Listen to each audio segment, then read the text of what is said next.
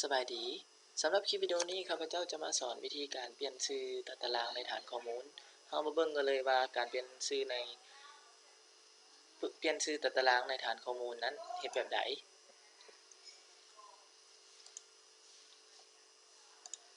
อย่าลืมว่าทุกๆครั้งเมื่อต้องการเขียนคำสั่งภาษา SQL เราต้องเลือก Database ซะก่อนคำสั่งในการเปลี่ยนชื่อตัดตารางในฐานข้อมูลนั้นแม่น Other Table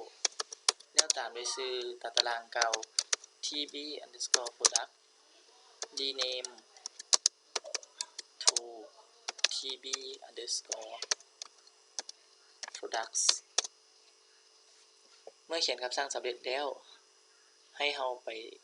ที่ปุ่ม Run เมื่อมีเมสเสจแสดงขึ้นมาโดยที่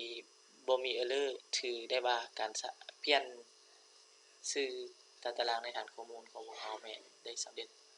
ไปได้ด้วยดีทบทวนอีกบาทหนึ่งคำสั่งในการเปลี่ยนชื่อตัดตารางแม่นทุกๆครั้งจะต้องมีคำว่า other table แล้วตามด้วยชื่อตัดตารางเก่า